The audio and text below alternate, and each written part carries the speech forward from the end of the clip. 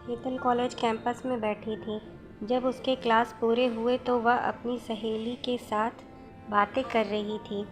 उसे रास्ते से जाते समय गायत्री दिखी। गायत्री को आवाज़ दी, गायत्री इधर आओ। हेतल की आवाज़ सुनते ही गायत्री हेतल के पास गई। दोनों बातें करने लगीं। बातचीत के दौरान अचानक हेतल को याद आया कि उसने सुना है कि सुमन ने आत्महत्या कर ली है। इस बारे में गायत्री से जानना चाहा। सुमन, हेतल और गायत्री तीनों ये बचपन की सहेली थीं। गायत्री और सुमन दोनों एक दूसरे की पड़ोसी थीं। हेतल दूसरे गांव में रहती थी। भले ही सुमन की 3 बार शादी की गई, लेकिन उसने आत्महत्या क्यों की? ऐसा सवाल हेतल के मन में आया। दरअसल वह अपनी प्यारी सहेली की आत्महत्या से बेहद दुखी थी।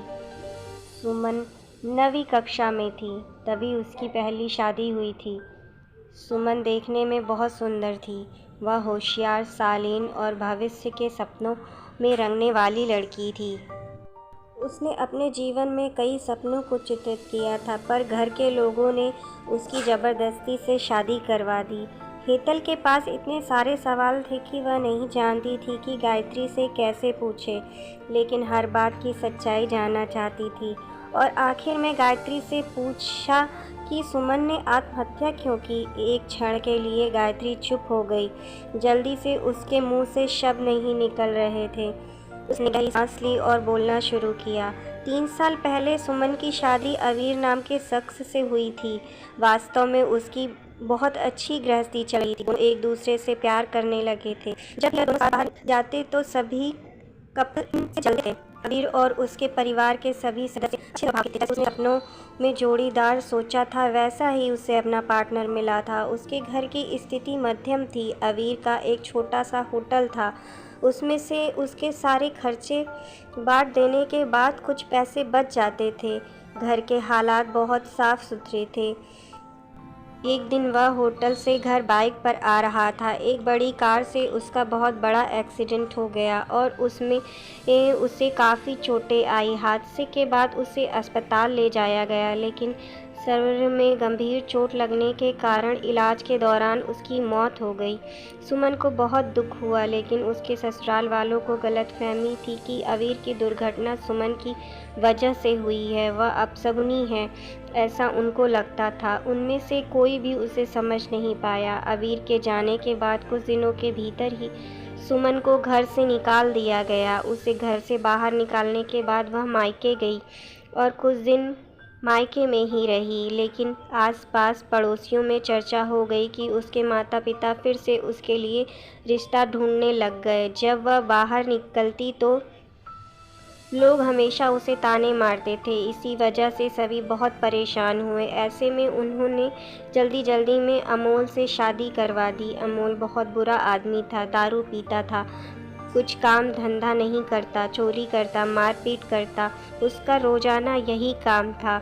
इस सब से सुमन बहुत दुखी होती थी, पर वह कुछ नहीं कर सकती थी। एक बार एक रात को वह देर से घर आया, जल्दी जल्दी में कुछ ढूंढने लगा। सुमन ने उससे पूछा, पर उसने कुछ नहीं बोला। उसे जो चीज़ चाहिए थी वह मिली नहीं। इस वजह से वह वहाँ से बाहर चला गया। सुमन रात भर उसकी राह देखती रही, पर वह आया ही नहीं। दूसरे दिन पुलिस उसका मृतदेह रास्ते के किनारे पड़ा में हुआ मिला।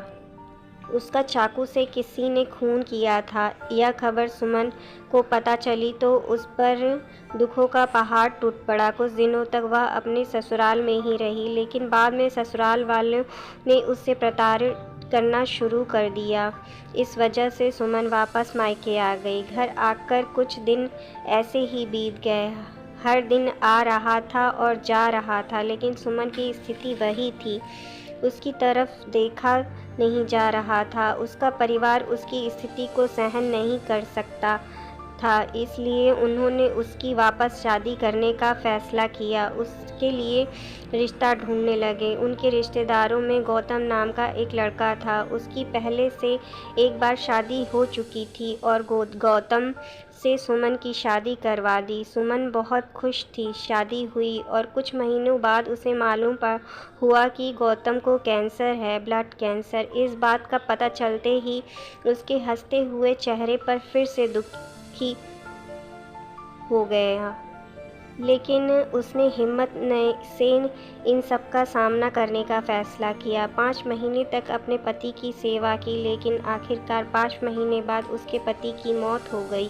इस दुख से तंग आ चुकी थी। कुछ दिन बीत गए, लेकिन बाद में ससुराल वालों ने उसकी जिम्मेदारी लेने से इनकार कर दिया, उसे घर से निकाल दिया। उसके बाद वह फिर मायके चली गई, लेकिन उसके माता पिता, उसके भाई भाभी ने भी उसे घर में आने नहीं दिया। सभी तरफ के रास्ते बंद हो चुके थे उसके लिए। उसे उम्मीद की कोई किरण नज़र नहीं आ रही थी। अंत में उसने खुद को ख़त्म करने का फ़ैसला किया, उसका जीवन समाप्त कर दिया। सुमन की यह कहानी सुनकर हेतल की आँखें आंसुओं से भर कर बह रही थीं। पूरा दिन वह सुमन के बारे में सोचती रही। क्या इन तीनों घटनाओं में बेचारी सुमन का कोई भी दोष था? क्या उसके माता पिता को सिर्फ उसकी शादी कर उससे हर बार किसी के पास भेज देना सही था?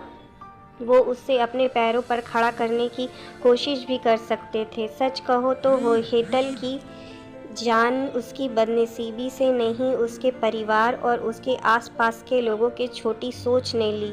वो बेचारी मनहूस नहीं, बदनसीब थी, क्योंकि उसके आसपास ऐसी सोच रखने वाले लोग थे।